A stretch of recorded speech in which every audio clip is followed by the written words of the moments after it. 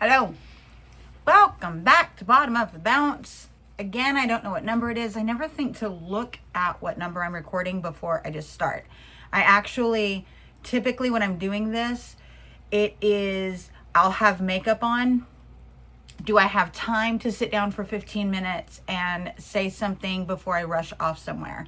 That seems to be when I record these, so I don't go and look at what number. I just am like, oh, I have a minute before I'm doing whatever other thing. So I'm actually not rushing off to somewhere. I actually just got back from a networking meeting, which I am loving the fact that I can do them again. Although it is really nerve-wracking for me to walk into a room full of people that I don't know, I'm not good at that at all. I'm not. Like some big happy hour and show up and do networking. No, I'm actually going to show up. I'm going to stand there like an awkward duck, and then I'm going to leave and not have met anyone because it's ew. I'm not going to do it. However, this one I've actually been going to for a long time. And so it's people that I've known for a long time. We are in a really, really quickly growing, fast growing area. So there's new people coming in. You're going to revisit people that you know. You're going to meet people that are new. And I actually like that because what I've discovered owning this little business is that you kind of have to remind people that you're here. People tend to forget, oh man, we were going to do XYZ and I should have thought about you. I saw it recently happen with some friends that I have in this networking group that do a whole nother networking thing for women, and I love it. And I was like, oh God, like I haven't been in so long. I didn't even know these things were happening. And she said, I haven't seen you in so long. I forgot you on the text message thread. So it is nice not only to just see people again and talk about what I do, but it's also nice to remind people that I'm still around, that I still do portraits and I still make art and I am still out here fighting for my life, if you will, through art. And that is a really cool thing. It's been interesting because it's almost like I forgot what I did and what I love to do. I did it for so long, and then when I got the other job and it took me out of everything because I was driving and working, and that was pretty much it. It's almost like I forgot what I did to remind people that I was here. And I was speaking with somebody and they were like, you were really successful before. Go back to doing what you did then. And I was like, I wonder what that was. And so I'm just going back to some of the groups that I went to then, right? Like some of them I can't afford right now, but that's okay because in hindsight, I don't know that those were the best choices anyways. I don't know that paying for a networking group is actually, why is my hand so itchy? Is actually the way I want to go anyhow. If I had $1 billion, I should start singing Bare Naked Ladies right now. Anyways, I digress. Great song. If I had all of the money right now, I don't know that that's where I would put it anyhow, to be perfectly honest. If I had all of the money right now, instead of spending a ton of money on networking groups, I think, this is my thought process right now. Like I'll let you know in a year if it works. But I feel like I need to feed my soul a little bit at this point.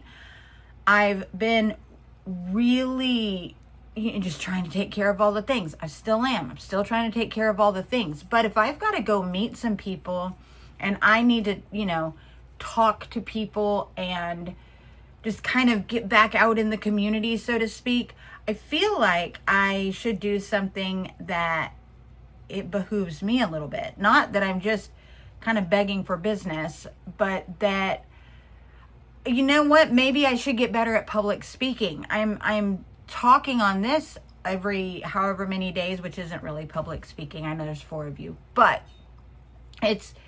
I actually used to speak a lot. I spoke in front of a lot of groups. I spoke to people all the time. I was in front of people speaking.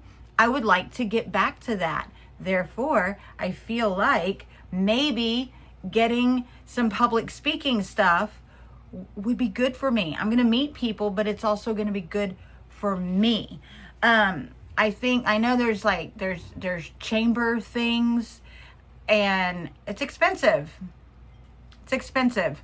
And maybe something like that would be really cool if I could get involved and do something like that. It's just expensive right now. So BNI, I was a part of that networking stuff for years. Now it's just way too expensive. I know there's master networkers, and there's so many things to do that I don't know that I'm going to put I just need to figure out how I'm going to get into the community. I am not opposed to sitting and hanging out at a coffee shop and meeting people. I'm not.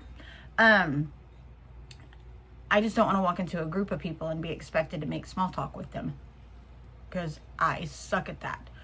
But the fun thing is, I did go to a group last night and I met some new people. I went to my old group this morning and I talked to some people. I didn't meet anybody new, but I talked to people. I have things coming up that I've been working on, and I'm excited about that. I've been making a lot of art. I've been painting grouchy bitches because I do want to get a big enough series that I can just put them up and try to sell some of these little bitches. They're cute. They're all different sizes and they're fun. I've also been watercoloring, painting a lot. I've also been back on cyanotype because we've had some workshops and I love that. I love the workshops. I love doing them. I want to get back into the workshop arena. I love it. It is harder working out of my house because it's people coming to my house, which I feel like might be more in my head than it is anybody else's head, except for I also don't want anybody to think like, ooh, it's weird, we just go to her house. I don't want that.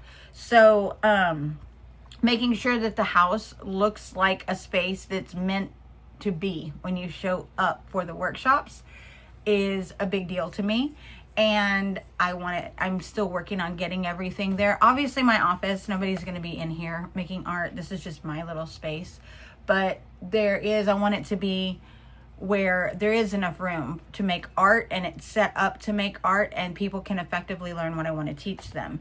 And that it's fun enough that they're going to tell people to come the next time, right?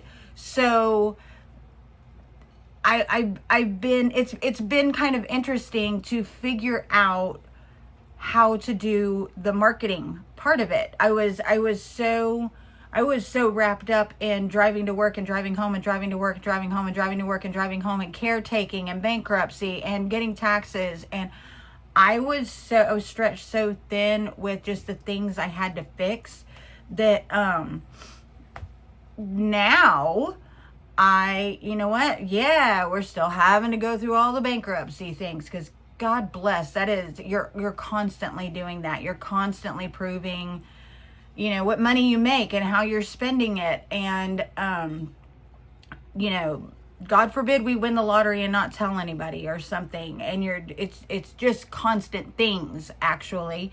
Taxes, done. But bankruptcy is this ongoing fight.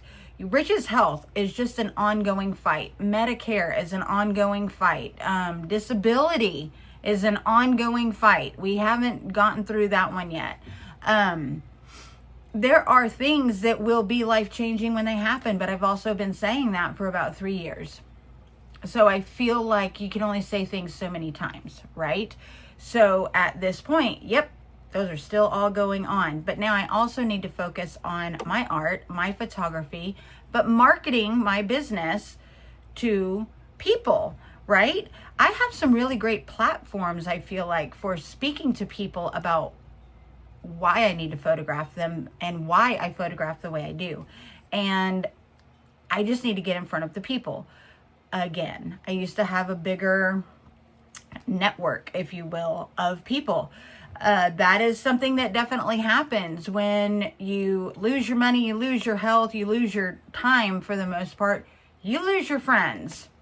You lose your community. You lose all of your connections because, you know, just like the friend that wasn't inviting me to the networking stuff, you're out of sight, you're out of mind. Done.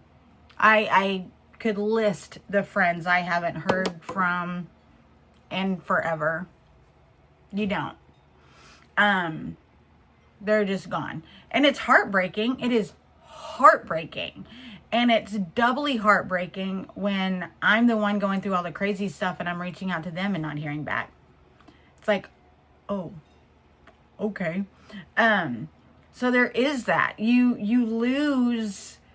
So I do like starting over. It's like I'm starting over with experience. I'm starting over with a platform, so to speak. I know the photography business I run. I know the photography I do, I create, I make, and I believe in.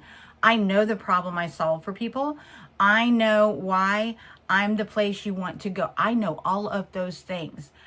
But I'm an island just kind of talking to Wilson the soccer ball and saying, or whatever, volleyball, you know, hey Wilson, you want me? And Wilson is like, because I don't have all of the people anymore.